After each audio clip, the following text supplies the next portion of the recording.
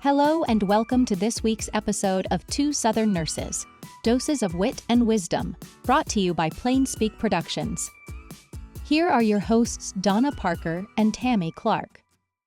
Hi, thank you for stopping in. I'm Donna Parker. This is Tammy Clark, and we are back to present another episode of Two Southern Nurses, Doses of Wit and Wisdom. We're filming at the end of the summer here, almost the end of September. Yeah. And we want to talk about some of the things get ready to come up in October as far as health-related topics and things to be aware of. We'll probably start out with some physical therapy discussion and just kind of go from there. So stay tuned in. We know you're going to learn a lot. We're going to have resources. We did take a little bit of a break from recording. We've been working on videos and the workbook, the educational workbook, and it's expanded quite a bit already. We thought we were just going to have a basic workbook to talk about basic nursing skills, safety, infection control that we had mentioned before, and it's evolved into a state, kind of a state-based testing for the CNAs, the Certified Nursing Assistants, and then we're going to have instructor copies. Maybe they can supplement their workbook with that. That's because when they come to testing, not everybody is getting the same information or receiving the same information. Mm-hmm. And then we're going to have a caregiver series because we know lots of people take care of loved ones at home. Absolutely. And this will be something that they can refer to, or down the road, you can refer to if you get into that situation. Anything else that we were? The big thing with the workbooks is we are converting all of the skill steps to icons. So instead of reading text after text after text, it's going to be more of a visual learning aid and very user-friendly. It'll have a printable version, printable attachment where you can make flip cards or laminate them and have a reference there if you have somebody coming to take care of your caregivers. You want to teach somebody else as an onboarding process, or just to keep in your pocket for reference. If you don't do a lot of skills on a regular basis, you forget all the little steps that goes into it. And then all of a sudden there you are with a patient that you've never had maybe on isolation. Right, and you need a quick reference. We'll pull out our quick reference pocket and just kind of go through everything again. Of course, there's going to be a disclaimer, check with your facility, yada, yada, but that's what we're going to work on, that we're continuing to work on. And wanted to resume the podcast because there's so much information to give. We're coming into the holidays, and we're excited to get everything out there today. Yeah, and this is a big subject with coming out with all the education material because, there's a lot of resources out here on social media, the internet. You can just type something in and you can, who knows how many things is going to come up. Right. But we want to make sure with everything you're doing that, and all of you that are seeking that type of information and you're just, Googling it, trying to find something, guys, you really need to make sure it's a true education material that is got the correct information. But also like with Donna coming out with all of the different information, it needs to be user-friendly for you. It needs to follow, for us, it's a lot about Tennessee, state of Tennessee and what they require. So make sure you've got a good resource because there's a lot out there and they're not always correct, okay? You can go in there and just Google hand washing, right? But we know they're not all correct, though, yes. And they're not being taught correctly because we see it monthly when students come in for their state testing, and the observations that we witness are not close to what the state requirements are. Right. And, the states are minimum requirements. So what we're going to show you, we're probably going to show you some extra steps because we do extra consideration on security of the patient, of the staff, infection control, alternative things for if you're in the home setting, because not everybody's going to have a lift at home, right? But we're going to teach you some household things or some cheaper versions of things that you're going to be able to order or get a prescription for that your insurance will help you pay for. That would be safe. And infection control is huge. And that's one of the big things that we see with the state testing. You know, when we're given those skills and it's not a real person or it's not a real mess, like they would encounter, they don't think about grabbing a hold or the call bell or the privacy curtain, and they've got poo on their hands or they've just cleaned up after catheter care. You're not going to. They got gloves on, but they've got gloves on. But you touched all that. Yeah, you have touched everything, and now we have all those germs everywhere. And how often do those curtains get washed in a facility?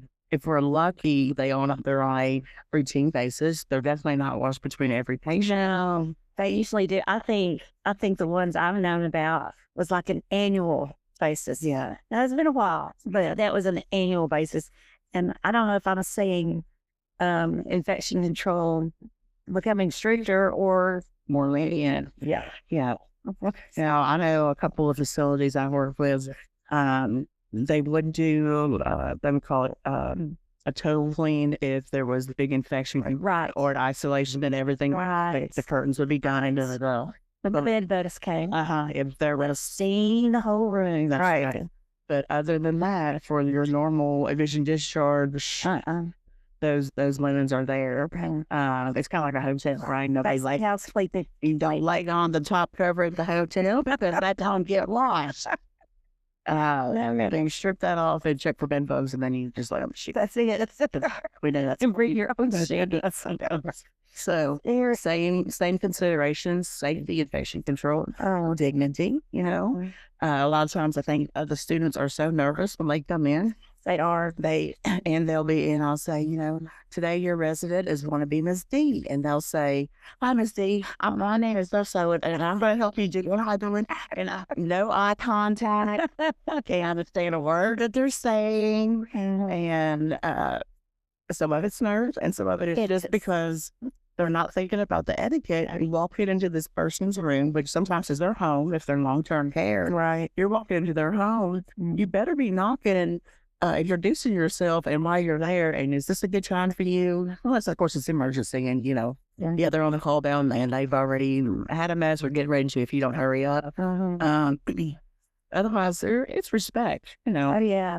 I mean, that's how I think in nursing school, that's how they taught us, is that behind every door, you treat it as though that is their temporary home as a patient, or they could be in a long-term care setting.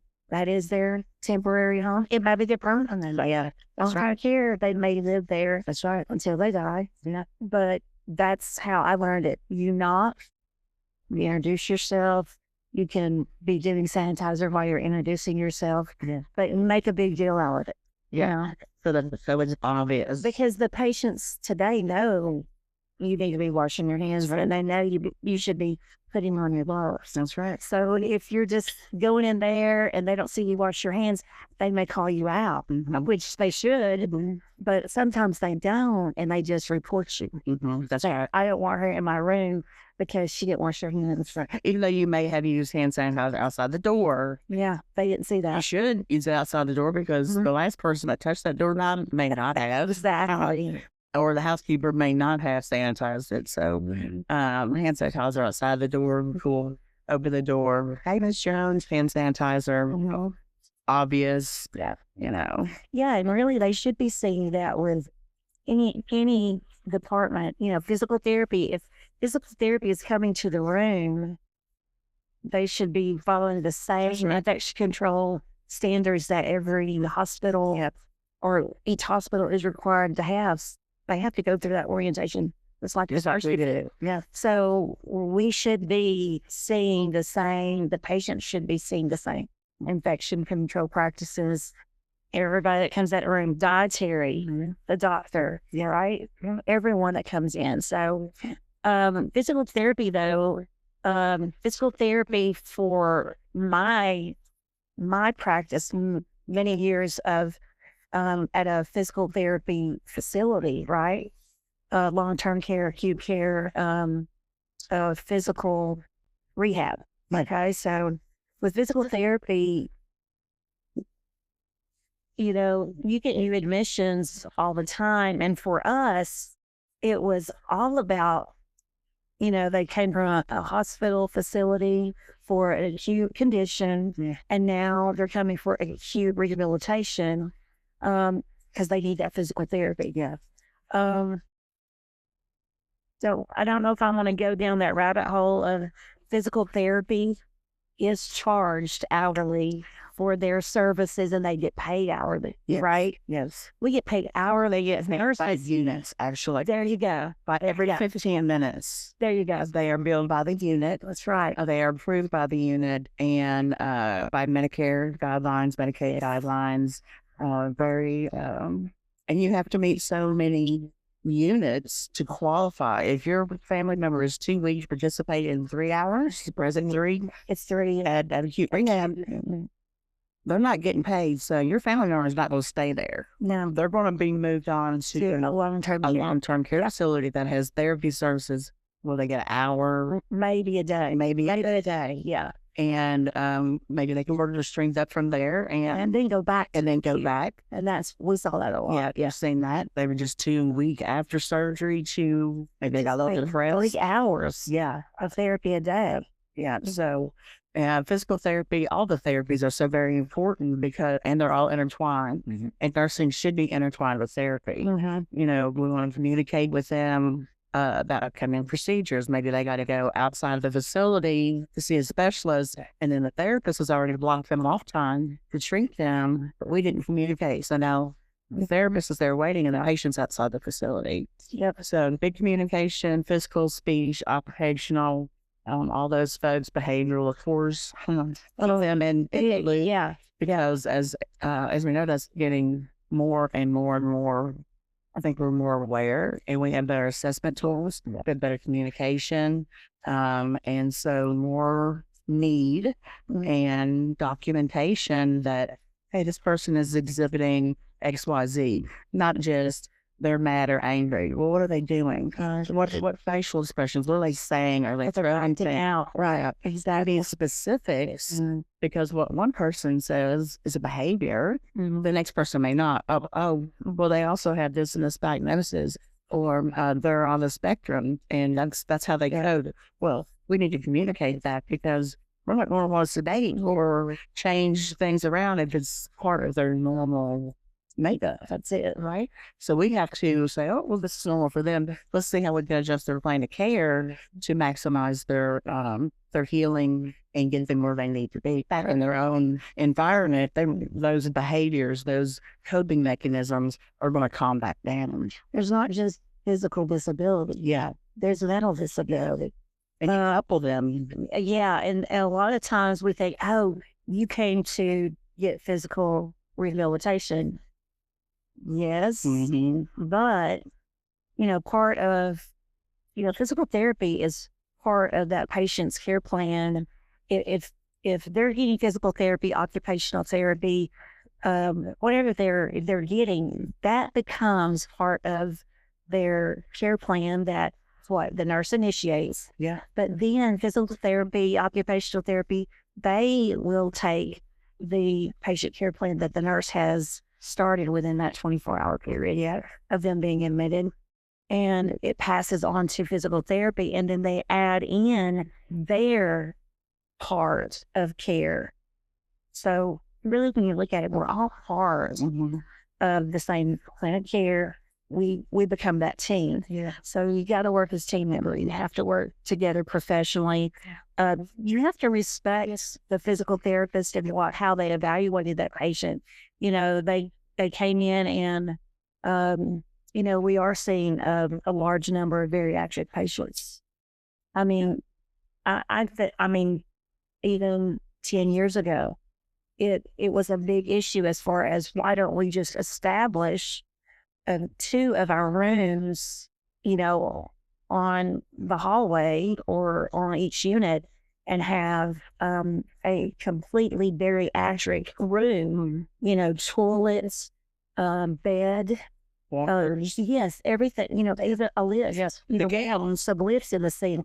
How often do we put a gown on someone that's larger than typical, whatever they mailed them for, and it don't fit? Shower chairs. Even if it's a bedside toilet, you have to have every piece of equipment that they It's got to be wide enough. I mean, you can't just wiggle your it is special order. Those things, unfortunately, facilities don't have a room that says, oh, this is bariatric, so let's take that to them. Yeah. Or they didn't when we actually had to rent those. Right. Specific. I'm like, why not? Yeah. Because it's more common, Absolutely. Just be prepared. Being prepared.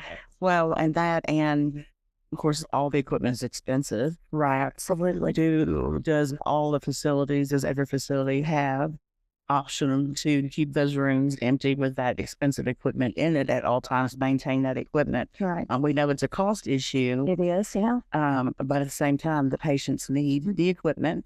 Even when I'm working, I've got a workers' comp lady. She's 6 foot, 6 foot and a hair tall, 260 something pounds. Mm-hmm. And her cane that she uses is a regular extended all the way, just too short for her. Yeah. She, and so then she's high risk for falls, and I got her a shower chair. Well, she sent me a picture of that thing, and you can see the tiles on the floor. The seat, I know, was no bigger than 1.5 feet. It was tiny. And she's like, it's not over. And so then I go back to the DME company, and they're like, well, what about a bench? And 2 legs in, 2 legs out. Kicker. That's great. But if I had not kept communicating with the patient, if she didn't offer that it wasn't, she was appreciative that I got her one, but they told her she wasn't using it. I said, honey, it's, honey. Maybe sweet. Please tell me, when things aren't working, because I don't know if I don't know. I can't fix it. Right. But the shower bench got exchanged in less than 2 days after I had requested the change out. It was there and delivered.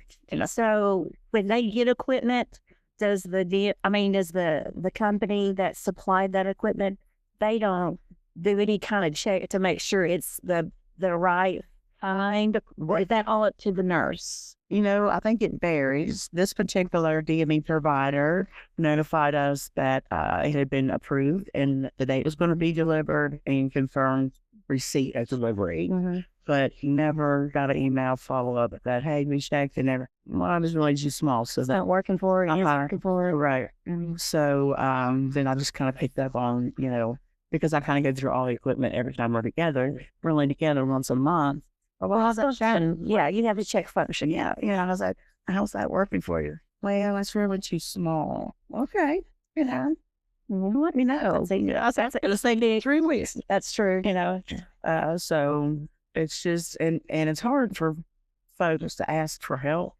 And then, and I don't know, I know it's difficult, but that's what we're here for. That's so funny because it's like, people think they should adapt to the equipment. Yeah. When we should make sure the equipment adapts to them. Yeah. But they do that. Yeah. They will adapt to whatever they got. And try to make it work. And not say anything. Yeah. And they wind up using a piece of it, or they don't use it. And still become even a higher risk. Yeah. For falls or whatever. Yeah, especially in the tub. The most dangerous room in the whole house is the bathroom. In the whole hospital is the bathroom. Yeah. The toilet room, whatever it is. And so, and she is so neat. She's such a neat person. She said, she was talking about her cane. She said, it's too short. She said, I'm going to reach out to Shaq and tell him that we need paddings for tall people. Same thing. Yeah, she has to bend over so that her posture is not correct. And I'm gonna reach out to Shaq. So Shaq, if you happen to get a hold of this, we need you to spot it up here with some DME needs that would help. Yeah, millions of tall people. Yeah, taller people. Mm-hmm. She excludes us. Well, if I was 6 foot, Absolutely. my weight, I would look a lot slimmer too. Right. And too, I said, don't work that way. It don't work that way. Okay, that's it. Where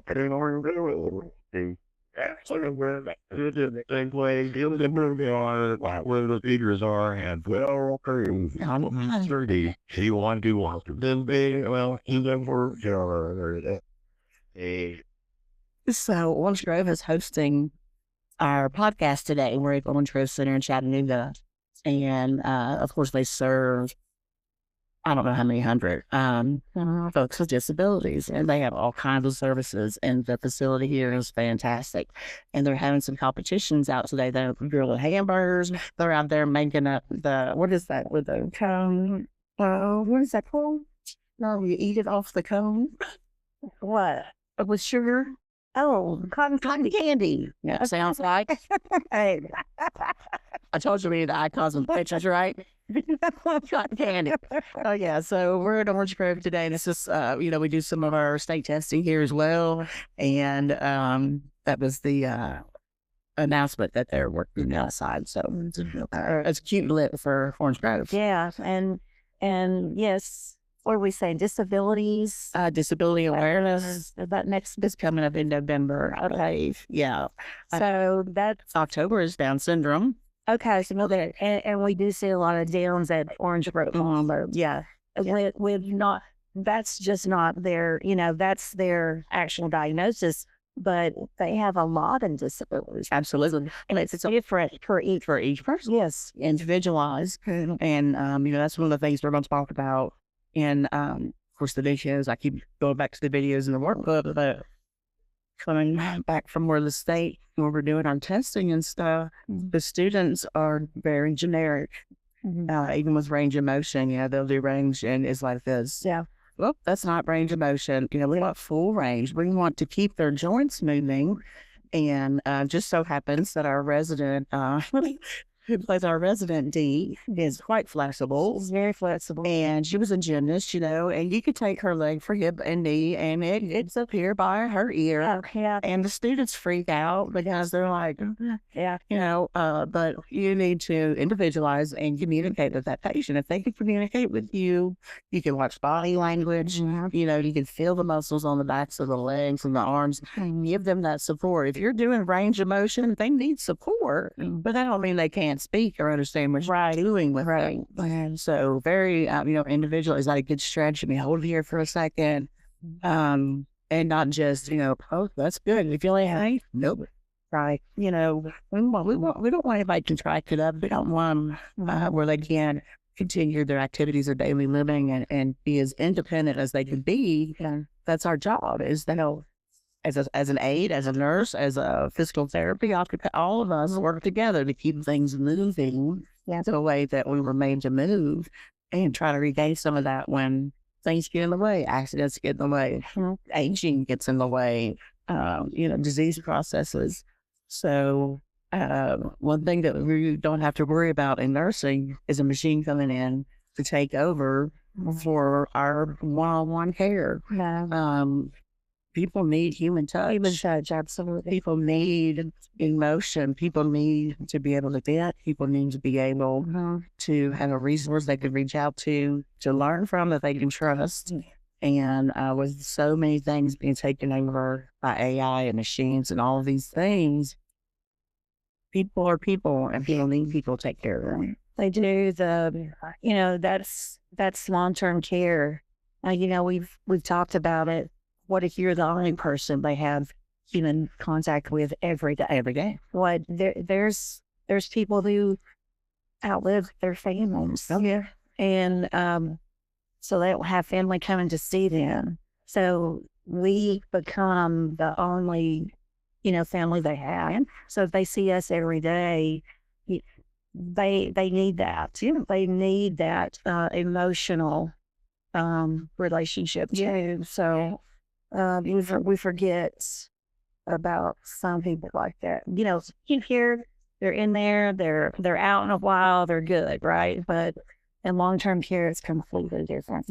But I still I still agree that even short term, they need the human touch a lot. Absolutely, because it's something traumatic has happened to them to put them there. People don't stand in line and say, I'm next to jump into skilled care. No, So pick me for long-term care. no, I need a ticket. They don't do that. no. They're there because something has happened that's out of their control or that they cannot manage on their own. And that's why we're there, right?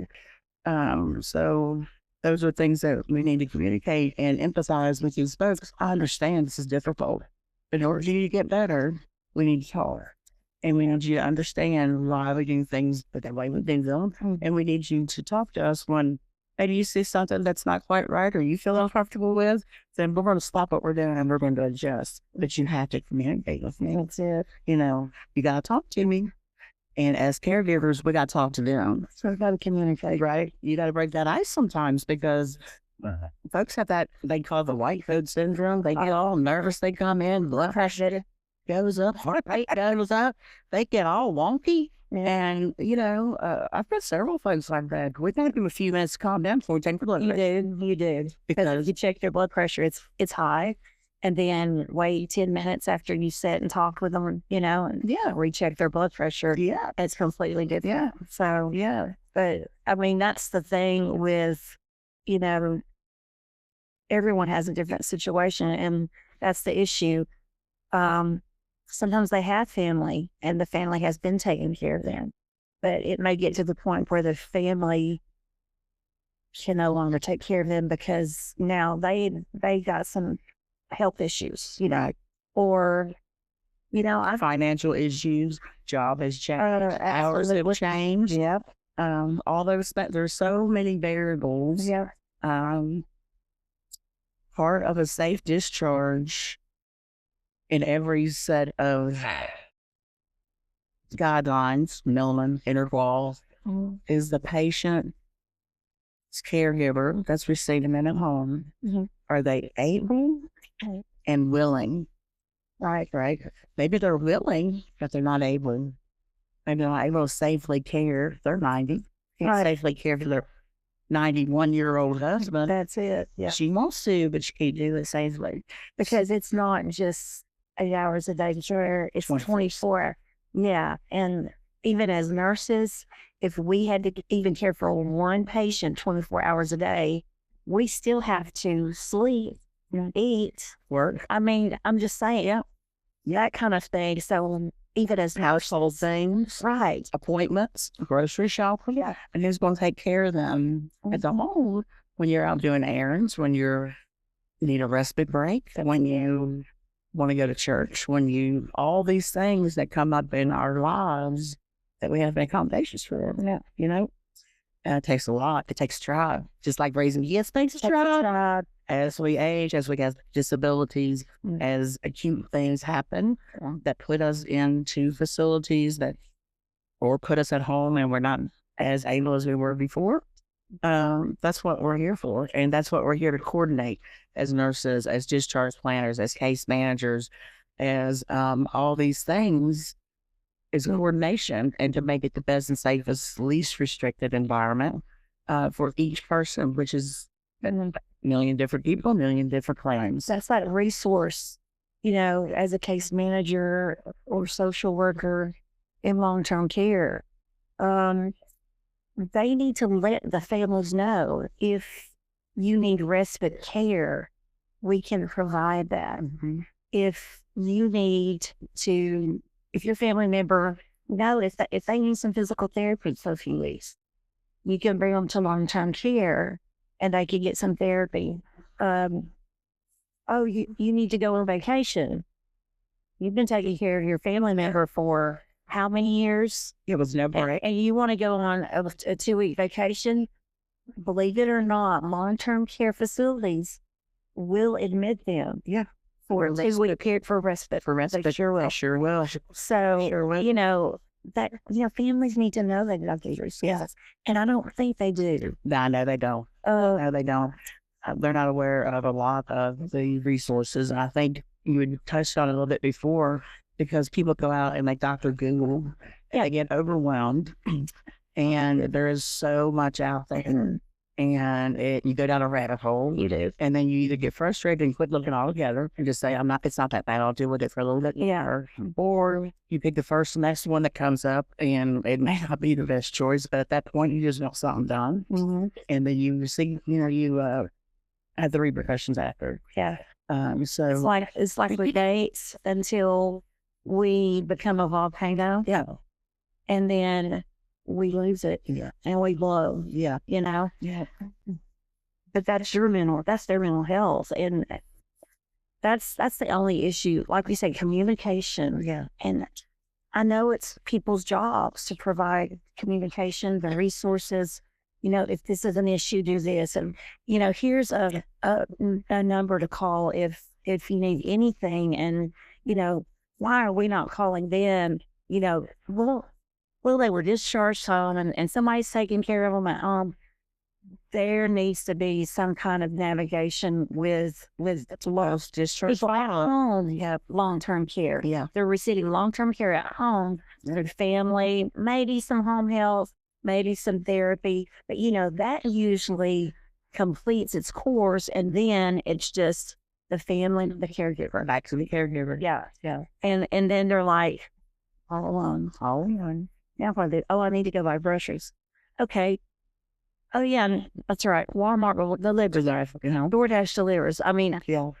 but I don't know if that population knows about some of these new things. Even, you can get a placard for your car if you take care of a handicapped person. Right. Well, that saves a whole lot of steps if you're helping that person in and out. So we need to be aware of, those kinds of people don't know that. Yeah. They don't know that they could have those stickers that were whatever they are now on their cars.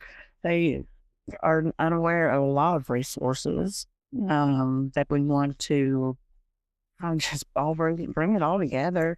Talk about, how important CPR is. If you don't, even if you just do compression CPR until EMS can get to them, you're giving them a better chance of recovery. Yes. If you don't feel like you can do the mouth-to-mouth, the full CPR rotation, then keep that blood flow and keep on the phone with 911 Until right. They learn how to do it safely. There's a lot of CPR providers around. Hospitals, long-term care facilities have those classes. Yes. All the time. American Heart Association. So Or CPR. we are CPR for your community. Yeah.